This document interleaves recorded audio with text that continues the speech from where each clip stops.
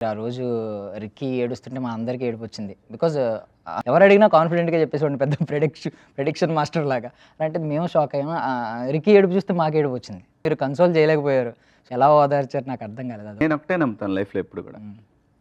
మనకి విన్నింగు, లాస్ కన్నా గూడా మనం ప్రేక్షకుల హృదయాలను గెలిచామా లేదా అనేది ఇంపార్టెంట్. నా దృష్టిలో ఇలాంటి రియాలిటీ షోల్లో విన్ అనేది ఒక లాటరీ టికెట్ లాంటిది.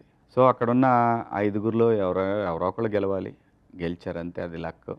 ఈ ఐదుగురు విన్నర్స్ అనేది నేనే చెప్పాను అందరికి కూడా. హ్మ్. ఎప్పుడు టాప్ 6లో ఉన్నప్పుడు చెప్పాను బిగ్ బాస్తోని. ఈ ఆరుగురు విన్నర్సే లాస్ట్ డే వరకు ఉన్నారంటే వీళ్ళు ఆరుగురు విన్నర్సే. ఈ విషయం రిక్కీకి కూడా తెలుసు. కాకపోతే ఏందంటే ఆడు అట్లా చూడటం, నన్ను ఆ ప్లేస్‌లో థర్డ్ ప్లేస్‌లో చూడటం వాడికి నచ్చలేదు. ఎందుకంటే అందరూ కూడా మీరు ఫిక్స్ అయినట్టే అందరూ ఫిక్స్ అయ్యారు ఎవరు గెలుస్తారు ఇదనేది. ఫాదర్ ఓడిపోవటం వాడికి నచ్చలేదు. హ్మ్. అంతే, ఎవరైనా కొడుకు ఓడిపోయినా తండ్రికి నచ్చదు కదా! అది నచ్చకపోవటం అనేది ఎమోషన్.